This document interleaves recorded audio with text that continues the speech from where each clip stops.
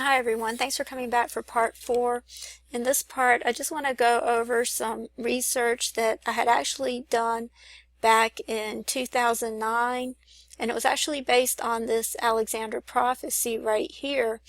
And I was watching a video maybe a couple of months ago where someone was talking about Jubilees or Daniel 9, the prophecy in Daniel 9:24 through 27.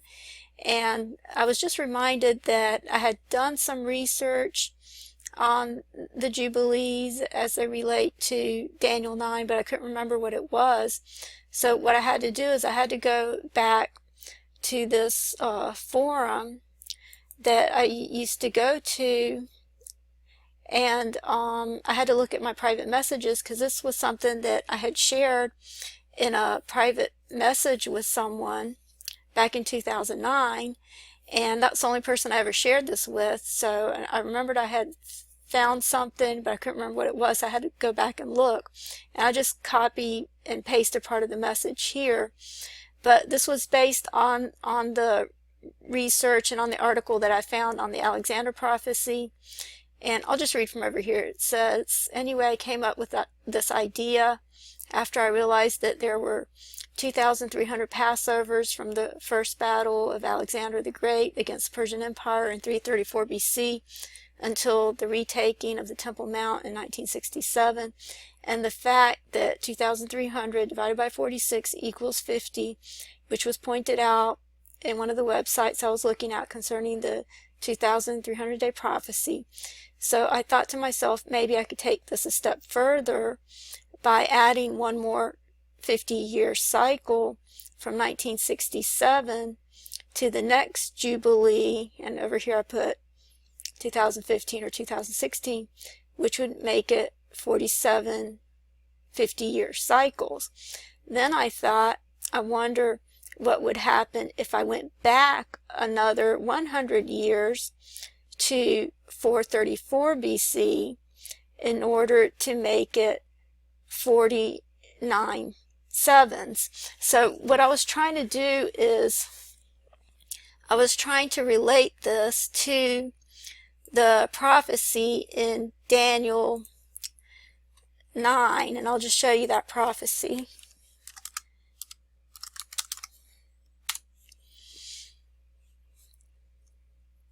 Okay, so what I was saying is if it works out to from 1967 going back 46 Jubilees, if that works out to go back to the year 334, what if I made it 47 Jubilees, meaning make it up until now?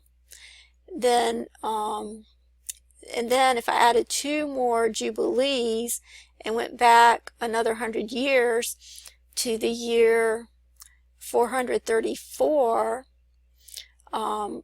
where would that end up? And so I had put in the year 434 BC, and what had come up was that was the date, or at least I found one source that was the date of the completion and the dedication of the wall in Nehemiah. And for some reason I didn't put that link in here. I might have forgotten to, so I can't really find that source, but I can just show you that this would be sometime during the time of Artaxerxes the First. You can see that his reign was from 465 BC to 424 BC, so it would be within that time frame. And you can see that he was involved with the building of the temple that's recorded in the book of Ezra and in the book of Nehemiah.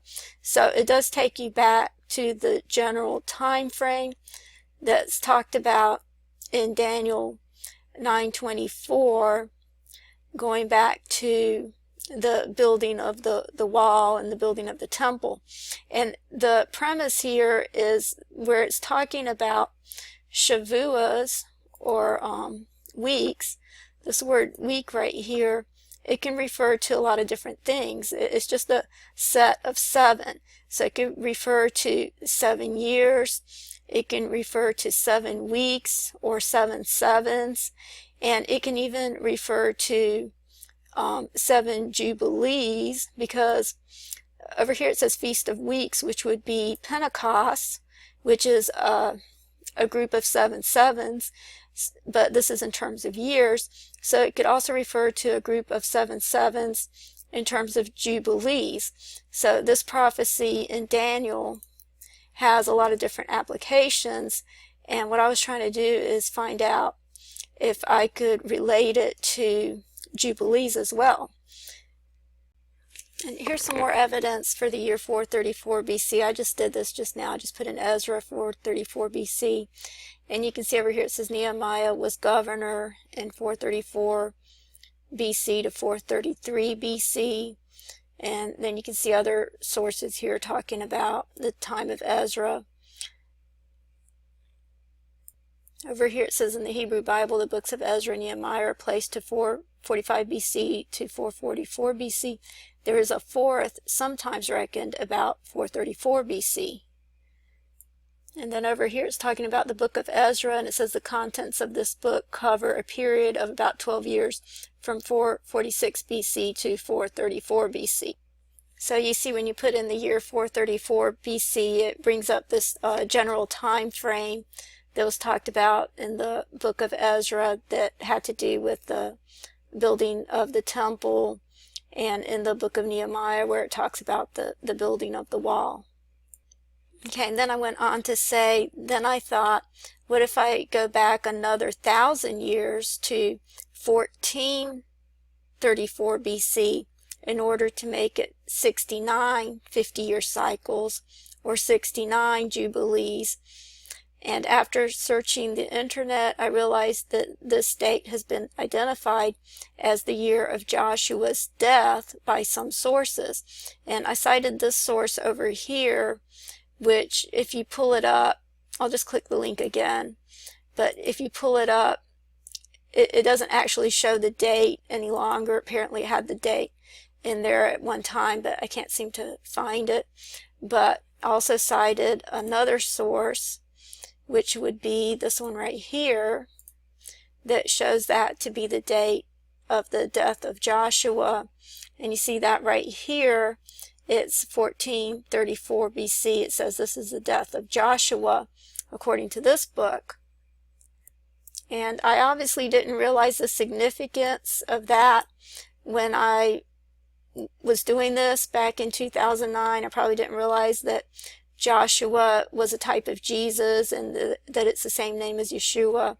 I probably didn't realize that at the time because I went on to try to find some more research and some more evidence in regard to Joshua's death, which I'll show you in a minute. But just the fact that that was the year of Joshua's death is profound enough, because over here in Daniel 9:24 through 26, you see that it says, and after 62 weeks, which would be 69 weeks if you add the first 7.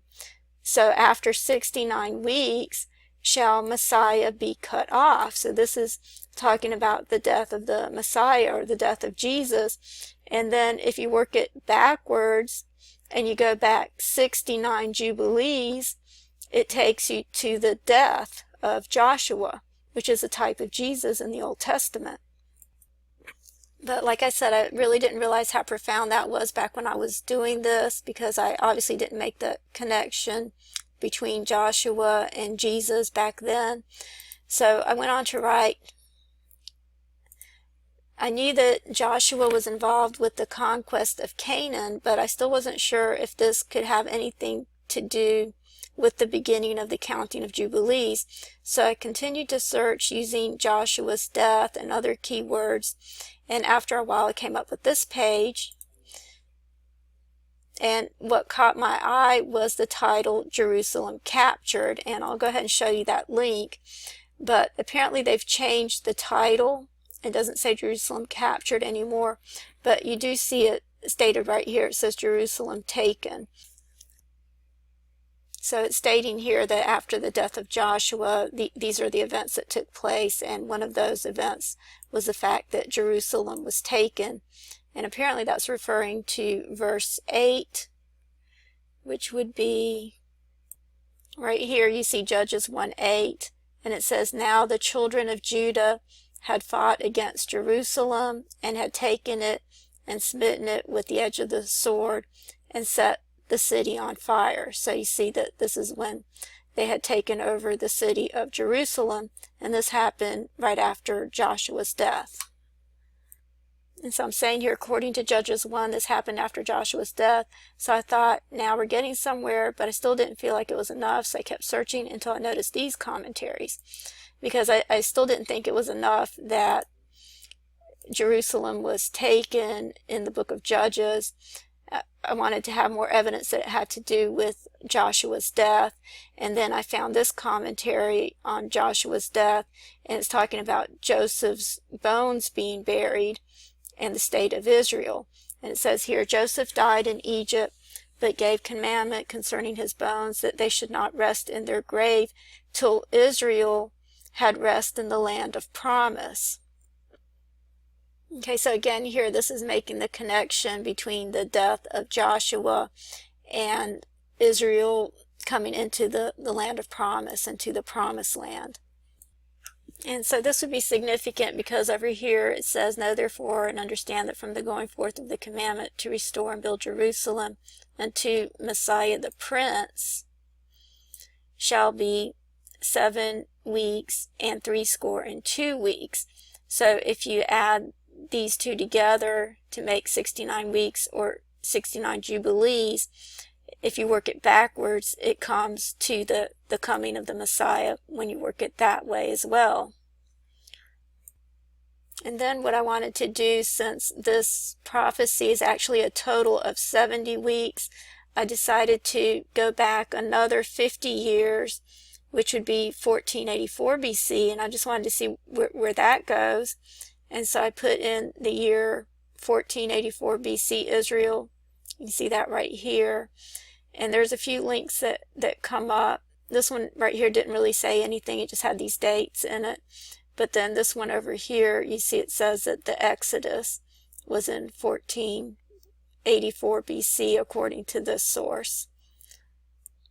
So I just thought it was interesting how all of these jubilees work out when you do it backwards. So this prophecy here in Daniel is very versatile. You can see that it works frontwards and backwards. It works to the first coming as well as to the second coming.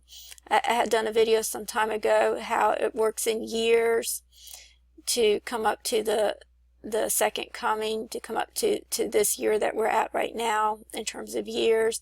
But you see that it also works in jubilees going all the way back, and there's actually a total of, like I said earlier, 120 jubilees that would make up the 6,000 years. And so, and then after that would be the millennium. And then this final week right here, this week can also refer to a week of thousands of years, because it was after 4,000 years that Jesus came to confirm the covenant. So it was in the midst of the week. And then you have 2,000 years from the time of the crucifixion, and then the third day, or the third 1,000 years, would be the millennium, where the Bible talks about to be ready for the third day. And that's what's talked about here in Hosea, where it says, "After 2 days he will revive us, and in the third day he will raise us up, and we shall live in his sight." So this third day would be the beginning of the millennium. So I just wanted to show you how all of that works with jubilees as well. But my main point is that I believe that the jubilees are based on a 50-year cycle, and that the true jubilee begins with the year 5777. So thank you so much for watching this video, and God bless you all.